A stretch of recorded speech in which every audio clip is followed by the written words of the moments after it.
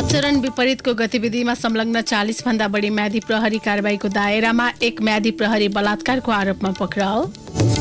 काभ्रेमा धुलिखेल नगरपालिकाको चुनावी नतिजालाई लिएर बढी चासो, प्रमुख दलका उम्मेद्वार बीच तीव्र प्रतिस्पर्धा हुने संकेत।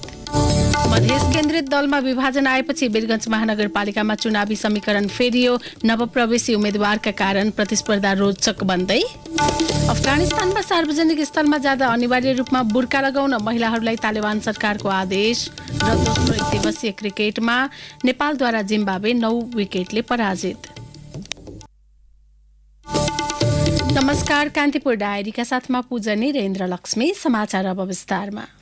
सुरुमा स्थानीय तह निर्वाचन विशेष।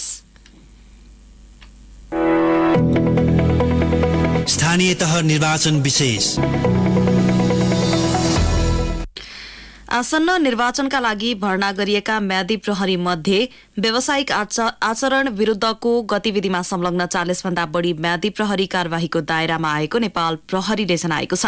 प्रहरीका अनुसार म्यादी प्रहरीहरू विभिन्न खाले उच्छृङ्खल गतिविधि र मादक पदार्थ सेवनमा संलग्न हुनुका साथै गम्भीर खाले अपराधका घटनामा सामेल भएको पाइएको हो। नेपाल प्रहरीका प्रवक्ता विष्णु कुमार केसीले नेपाल प्रहरीमा आबद्ध कर्मचारी सरह म्यादी प्रहरीले व्यावसायिक आचरण पालना गर्नुपर्ने नियम विपरीत गतिविधि गरेको पाइएपछि कार्यवाहीको दायरामा ल्याइएको बताउनुभयो। म्यादी प्रहरी भनेको अब नेपाल प्रहरीको एउटा प्रहरी कर्मचारी जस्तै हो। त्यसकारणले म्यादी प्रहरीले एउटा नेपाल प्रहरीको प्रहरी कर्मचारीले पालना गर्नुपर्ने सबै विधि प्रक्रिया कानुनको पालना गर्नुपर्छ भने आचार संहिताको पनि पालना गर्नुपर्छ। यदि कसैले अब ती कुराहरूको चाहिँ खलल पुर्याएमा अथवा पालन नगरेमा उसलाई चाहिँ म्यादी प्रहरी सम्बन्धी कार्यविधि निर्देशिका मापदण्ड छ र नेपाल प्रहरी सम्बन्धी चाहिँ आचार र कारवाही सम्बन्धी विधि छ, त्यो अनुसार कारवाही हुन्छ। गत साता मात्रै काठमाडौँको कागेश्वरी मनोहरा नगरपालिका स्थित अस्थायी प्रहरी पोस्टमा कार्यरत एक म्यादी प्रहरी बलात्कार आरोपमा पक्राउ परेका थिए। उनीमाथि अनुसन्धान भइरहेको प्रहरीले जनाएको छ। देशभर 1 लाख अस्थायी म्यादी प्रहरी भर्ना गरिएको थियो। विभिन्न कारणले सो संख्या घटेको प्रहरी प्रवक्ता केसीले जानकारी दिनुभयो। विभिन्न कारणले अब जागिर छोड्ने अथवा कारवाही परेको कारणले गर्दाखेरि अहिले घटेर तपाईँको चाहिने 49,973 जना चाहिँ कार्यरत हुनुहुन्छ। निर्वाचनका लागि भर्ना गरेका म्यादी प्रहरीलाई सुरक्षामा खटिने अन्य प्रहरीको सहयोगीका रूपमा निर्वाचन क्षेत्रहरूमा खटाइएको छ। पछिल्लो समय म्यादी प्रहरीले सामाजिक सञ्जालमा आचरण विपरीत भिडियो, फोटो पोस्ट गर्ने क्रम बढेको छ। नेपाल प्रहरीले म्यादी प्रहरी सम्बन्धी कार्यविधि अनुरूप नियुक्ति खारेज गर्नेदेखि गम्भीर अपराधमा संलग्नलाई अनुसन्धानको दायरामा ल्याइएको बताएको छ।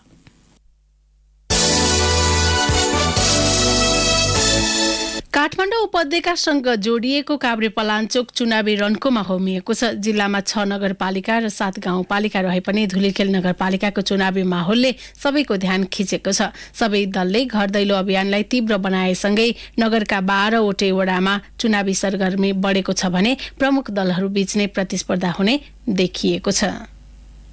मेरो नाम गोकुल प्रजापति। धुलिखेल 5 श्रीखण्डपुर नगरभरि मात्र नभइकन आफ्नो दायाँ बायाँ पनि हेर्ने, अब विकासहरू आफूले गर्न सक्ने, अब म यो गर्छु त्यो गर्छु भनेर उफ्रिँदै हिँड्ने होइन कि आफूले गर्न सक्ने काम चाहिँ गर्छु नभने पनि गर्ने खालको हुनु पर्यो। यो पार्टी त्यो पार्टी भन्ने चाहिएन। हामीलाई विचारधारा राम्रो भएको मान्छे चाहियो। स्थानीय जनताहरूलाई समस्या परेको सोधीखोजी गरेर भए पनि समस्याको समाधान गर्ने खालको, फोहोर मैला ढल पानी यताउता समस्या छ भने त्यो व्यवस्थापन गर्ने ध्यान दिने खालको युवा र अलिकति शिक्षित वर्ग भयो भनेदेखि। रुद्र प्रसाद ब्यान्जु श्रेष्ठ, धुलिखेल वडा नम्बर 7। जनप्रति भनेको अब यो विकास गर्ने जनतालाई सुख शान्ति दिने मान्छे चाहिएको छ। खाली मुखले मात्रै चेक्क पार्दै कामसाम गर्दैन। त्यसले गर्दाखेरि चाहिँ यो काङ्ग्रेस माओवादी एमाले सिमाले सबै त्यस्तै हो। त्यसले गर्दाखेरि चाहिँ अहिले राजा एक्सिडेन्ट आओस् भन्ने हाम्रो इच्छा छ। आगामी स्थानीय तह निर्वाचनबाट चुनिने जनप्रतिनिधि नगर विकास गर्ने खालका हुन् भन्ने अपेक्षा गर्छन् धुलिखेल नगरपालिकाका स्थानीयहरू।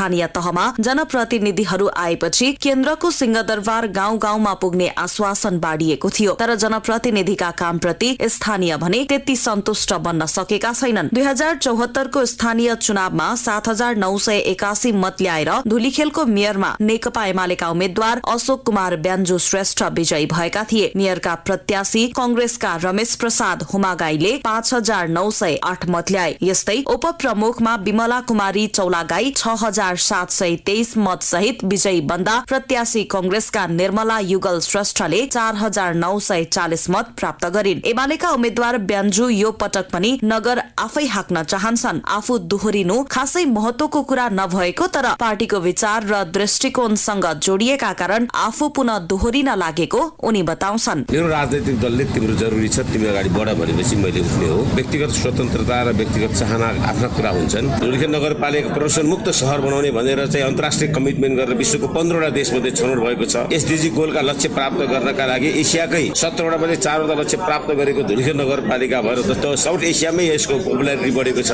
13% जनता गरिबीको रेखामुनि रहेको नगरपालिकाले आज 4.36% हामीले झारेर धुलीखेलमा गरिब मुक्त शहर बनाउने अभियान लागिरहेका छौँ। स्वास्थ्य शहर कार्यक्रम साउथ एसियाकै पहिलो स्वास्थ्य शहर कार्यक्रम धुलीखेल नगरपालिकाले प्रारम्भ गर्दैछ। भौतिक पूर्वाधार, शिक्षा, स्वास्थ्य, कृषि, पर्यटन, उद्योगले यहाँको इकोनोमिकल डेभलपमेन्ट र यहाँको चाहिँ भौतिक पूर्वाधार सम्पन्न भएको छ। यस्तो कामभन्दा काम भएको छैन भन्ठान्छन् र भन्छ भने यो कि त कसैको षड्यन्त्र हो कि कसैले बुझेको छैन भन्ने लाग्छ मलाई। यो पटक धुलीखेलमा नेपाली कंग्रेस, नेकपा एकीकृत समाजवादी र नेकपा माओवादी केन्द्रले गठबन्धन गरेका छन् भने एमाले, राष्ट्रिय प्रजातन्त्र पार्टी राप्रपा लगायतका दल र विभिन्न स्वतन्त्र उम्मेद्वार प्रमुख पदका लागि प्रतिस्पर्धामा छन्। धुलीखेलमा प्रमुख दलका उम्मेद्वार बीच नै प्रतिस्पर्धा हुने देखिएको छ। गठबन्धनबाट प्रमुखमा उम्मेद्वारी दिएका नेकपा एकीकृत समाजवादीका उम्मेद्वार दयासागर श्रेष्ठ धुलीखेललाई मुलुकभर परिचित गर्नका निम्ति मुख्य दुई एजेण्डा दिगो विकास र सुशासनलाई उठान गरेर अघि बढेको बताउँछन्। लामो समयदेखि डेभलपमेन्ट सेक्टरमा काम गरिरहेको मान्छे र स्थानीय सरकारहरू कसरी काम गर्छ, कसरी काम गरिरहेको छ हैन, कसरी त्यहाँ उनीहरूको काम गर्ने तौरमा चाहिँ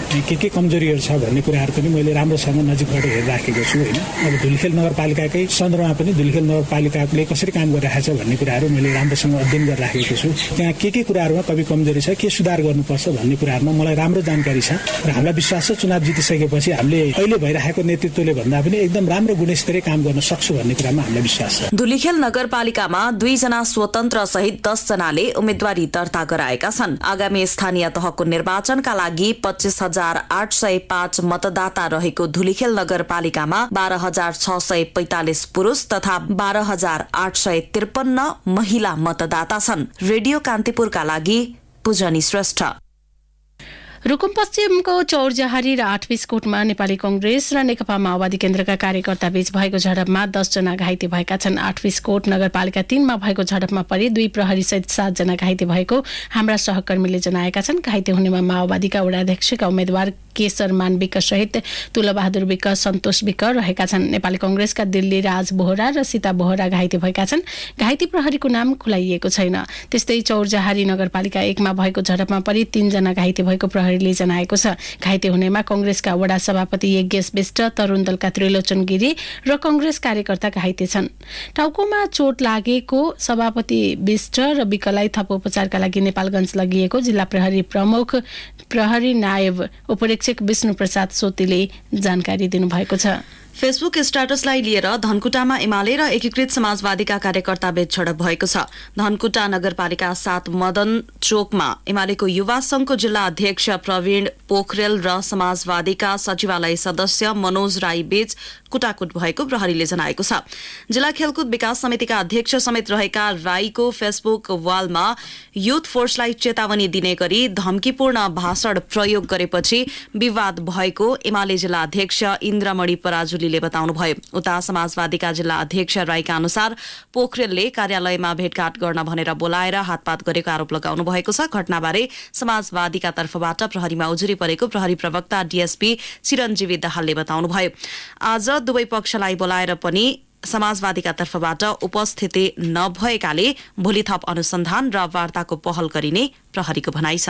सुनसरीको रामधुनी नगरपालिकाको नगर प्रमुख पदमा स्वतन्त्र उम्मेदवारी दिएका गणेश पौडेल मृत फेला परेका छन्। नेपाली कंग्रेसबाट बागी उम्मेदवार दिएका पौडेल आज बिहानै आफ्नै घर पछाडि आँपको बोटमा झुन्डिएको अवस्थामा मृत फेला परेको इलाका प्रहरी कार्यालय पकलीले जनाएको छ। उनले आत्महत्या गरेको हुन सक्ने प्रहरीले आशंका गरेको छ। स्वतन्त्र उम्मेद्वारको मृत्युले निर्वाचन कार्यक्रमलाई कुनै असर नपार्ने रामधुनी नगरपालिकाका मुख्य निर्वाचन अधिकृत विजयराज सुवेदीले जानकारी दिनुभयो। निर्वाचन आयोगले पौडेललाई कैँची चुनाव चिन्ह दिएको थियो। कान्तिपुर डायरीमा अब ब्रेकको पालो। ब्रेकपछि कान्तिपुर डायरीमा अब बाँकी प्रसंग। सुरुमा कान्तिपुर सविस्तार। कान्तिपुर सविस्तार। मध्य प्रदेशको एकमात्र महानगरपालिका वीरगंजमा प्रमुख दलका नवप्रवेशी उम्मेद्वार बीच प्रतिस्पर्धा हुने देखिएको छ। अघिल्लो पटक तत्कालीन संघीय समाजवादी फोरमबाट मेयर जितेका विजय सरावगी एमाले प्रवेश गर्दै चुनावी प्रतिस्पर्धामा होमिएका छन् भने तत्कालीन राष्ट्रिय जनता पार्टीबाट चुनाव हारेका राजेश मान सिंह अहिले जनता समाजवादीको तर्फबाट सत्तारूढ गठबन्धनका उम्मेद्वार छन्।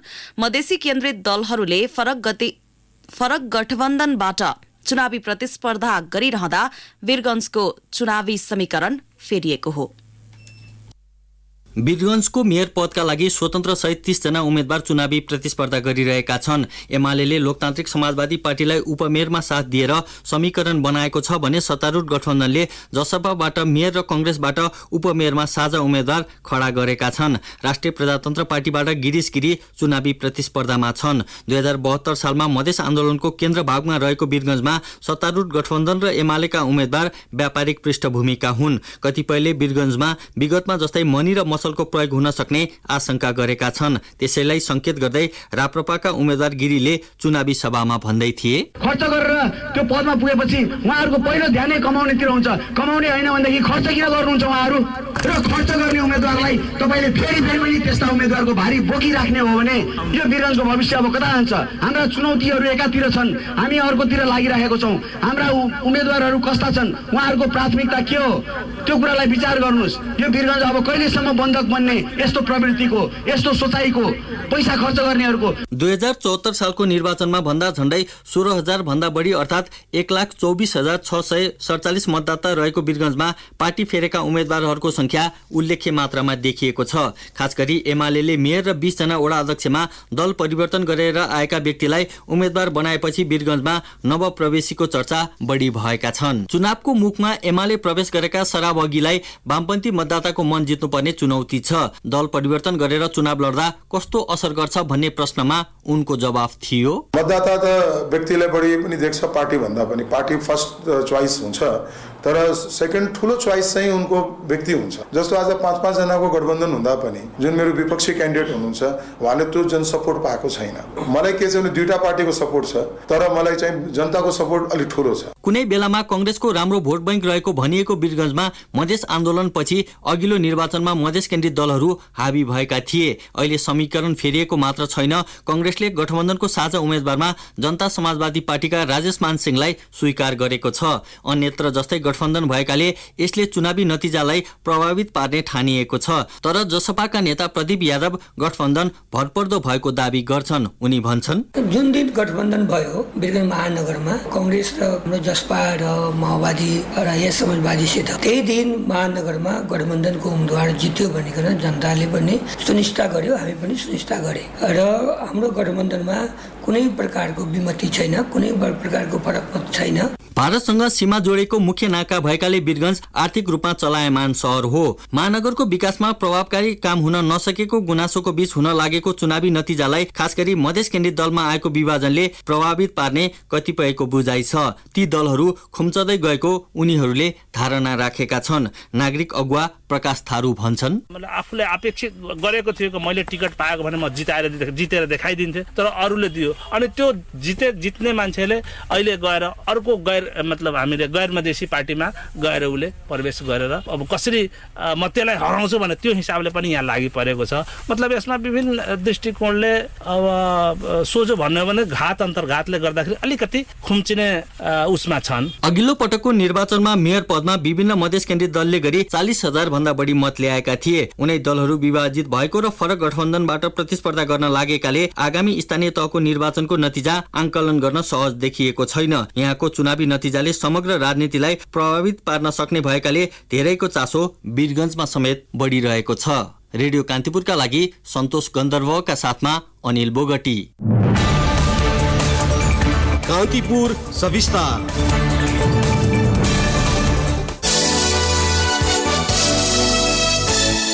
प्रधानमन्त्री एवं नेपाली कांग्रेसका सभापति शेरबहादुर देउवाले गठबन्धनको जनलहरलाई देखेर विपक्षी दल एमाले आत्तिएको बताउनु भएको छ। बुटवलमा आज चुनावी सभालाई सम्बोधन गर्दै उहाँले गठबन्धनको तागतबाट डराएकाहरूले विभिन्न भ्रम छरेको दावी समेत गर्नु भएको छ।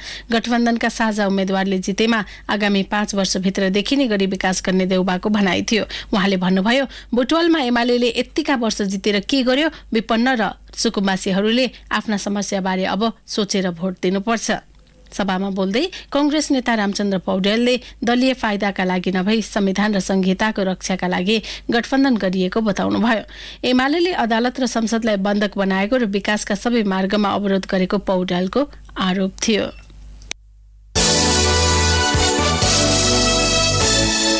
वैशाख 30 मा हुने स्थानीय तह निर्वाचनका लागि संखुवासभाको दुर्गम भोटखोला गाउँपालिकामा आजबाट मतदान अधिकृत सहितको टोली खटिएका छन्। अति संवेदनशील मानिएको दुर्गम भोटखोलामा 10 मतदान केन्द्रमा 62 प्रकारका निर्वाचन सामग्री सहित टोली खटिएको हाम्रा सहकर्मीले जनाएका छन्। भोटखोलाका किमाङथाङका चेपुवा च्याम्ताका मतदान केन्द्र पुग्न पैदल हिँड्नुपर्ने भएकाले आजै उनीहरूलाई पठाइएको निर्वाचन अधिकृत शान्ति प्रसाद आचार्यले बताउनुभयो। ती मतदान केन्द्र पुग्न कम्तीमा 4 दिन लाग्ने बताइएको छ।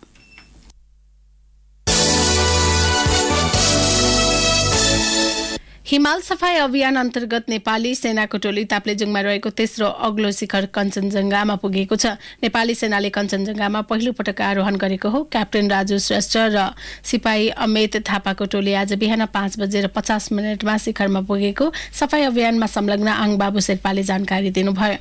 समुद्री सतहदेखि 8586 मिटरको कञ्चनजङ्घालाई प्राविधिक रूपमा आरोहण गर्न कठिन हिमाल भनेर चिनिन्छ। नेपाली सेनाको अगुवाईमा सगरमाथा, लोत्से, कञ्चनजङ्घा र मनास्लु हिमाल सफाई भइरहेको हो।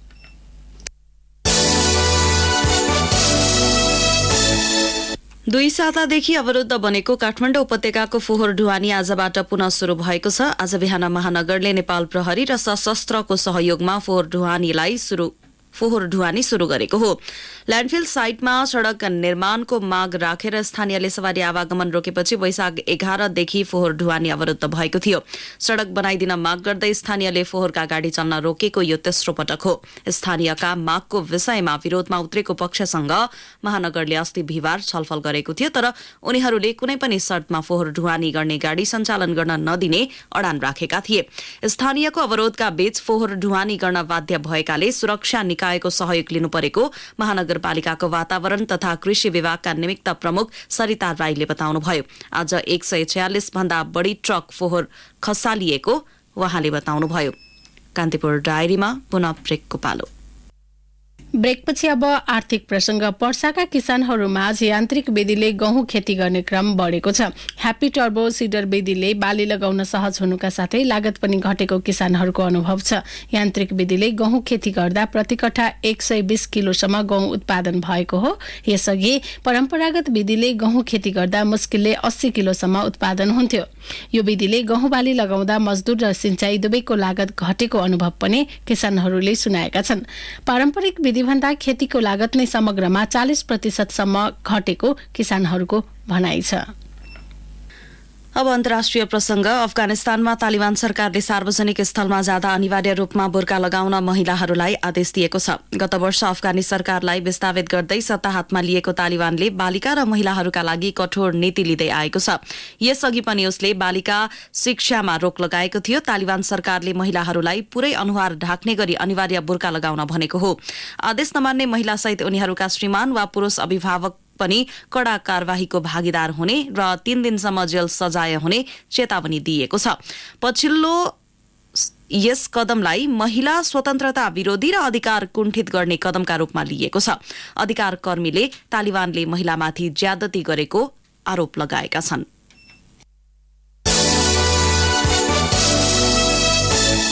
श्रीलङ्कामा सरकार विरुद्ध भइरहेको प्रदर्शनका बीच सङ्कटकाल घोषणा गरेको भन्दै अमेरिका र युरोपेली संघले सो निर्णयको आलोचना गरेका छन्।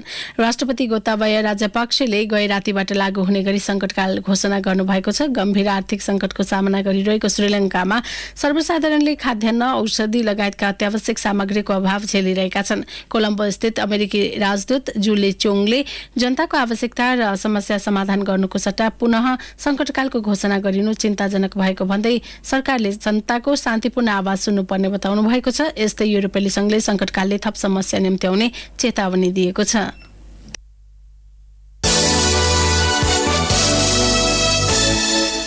अब खेल प्रसंग। नेपालले दोस्रो एक दिवसीय म्याचमा पाहुना टोली जिम्बावे एलाई 9 विकेटले पराजित गरेको छ। कृतिपुर स्थित त्रिवी क्रिकेट मैदानमा जिम्बावेले प्रस्तुत गरेको 88 रनको झिनो लक्ष्य नेपालले 11.2 ओभरमा 1 विकेट गुमाउँदै पूरा गर्यो।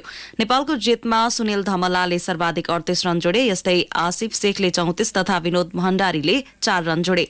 जिम्बावेको ब्रान्डन मावुताले 1 विकेट हात पारे। यसअघि नेपालले टस जितेर फिल्डिङ रोजेपछि ब्याटिङ गरेको जिम्बावेले 31.5 ओभरमा 87 रन बनाएको थियो।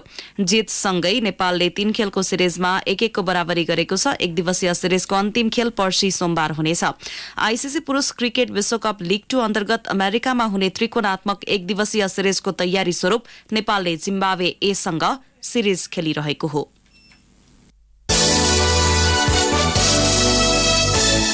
काठमाडौँमा आयोजित 6औं संस्करणको आरबीबीएनभीए राष्ट्रिय महिला तथा पुरुष क्लब भलिबल लीग प्रतियोगिता अन्तर्गत महिला र पुरुष दुवैतर्फको उपाधि त्रिभुवन आर्मी क्लबले जितेको छ। काठमाडौँको त्रिपुरेश्वर स्थित राष्ट्रिय खेलकुद राखेपको कबोर्ड हलमा आज भएको अन्तिम खेलमा महिलातर्फ नेपाल पुलिस क्लबलाई 3-0 को सोझो सेटमा हराउँदै आर्मी च्याम्पियन बनेको हो।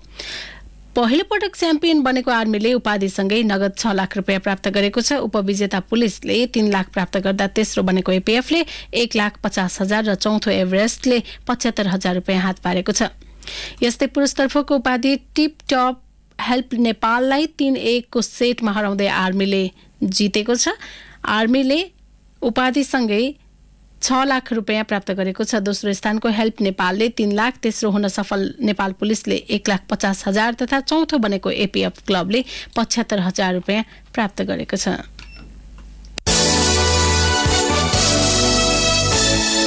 गण्डकी प्रदेशमा आयोजना हुने 9औं राष्ट्रिय खेलकुद प्रतियोगिताको लोगो र मस्कट सार्वजनिक भएको छ। राष्ट्रिय खेलकुद परिषद राखेपले आज एक कार्यक्रमको आयोजना गर्दै 9औं राष्ट्रिय खेलकुद प्रतियोगिताको लोगो र मस्कट सार्वजनिक गरेको हो। युवा तथा खेलकुद मन्त्री महेश्वर गहतराज, राखेपका सदस्य सचिव टंकलाल घिसिङ, उपाध्यक्ष शिव कोइरालाले लोगो र मस्कट सार्वजनिक गरेका हुन्। यस्तै प्रतियोगिताका लागि एकताबद्ध देश खेलकुदको सन्देश भन्ने नारा समेत तय गरिएको छ। खुला प्रतिस्पर्धाबाट छनौट गरिएको लोगो र मस्कट भोलानाथ पौडेलले डिजाइन गरेका हुन्। नारा सुयोग्य राज काफ्लेले रचना गरेका हुन्। आगामी जेठ 22 देखि 28 गतेसम्म सञ्चालन हुने 9औं राष्ट्रिय खेलकुद प्रतियोगितामा 36 खेल समावेश गरिएका छन्। अन्त्यमा यस बुलेटिनका प्रमुख प्रसंग फेरि एकपटक। आचरण विपरीतको गतिविधिमा संलग्न 40 भन्दा बढी म्यादी प्रहरी कारबाहीको दायरामा एक म्यादी प्रहरी बलात्कारको आरोपमा पक्राउ। काभ्रेमा धुलीखेल नगरपालिकाको चुनावी नतिजालाई लिएर बढी चासो, प्रमुख दलका उम्मेद्वार बीच तीव्र प्रतिस्पर्धा हुने संकेत। मधेस केन्द्रित दलमा विभाजन आएपछि वीरगञ्ज महानगरपालिकामा चुनावी समीकरण फेरियो। नवप्रवेशी उम्मेद्वारका कारण प्रतिस्पर्धा रोचक बन्दै। अफगानिस्तानमा सार्वजनिक स्थलमा जाँदा अनिवार्य रूपमा बुर्का लगाउन महिलाहरूलाई तालिबान सरकारको आदेश। र दोस्रो एक दिवसीय क्रिकेटमा नेपालद्वारा जिम्बावे 9 विकेटले पराजित। प्रसंगसँगै कान्तिपुर डायरीको यो बुलेटिन यही सकिन्छ। पूजनी र इन्द्र लक्ष्मी बिदा हुन्छौं। नमस्कार।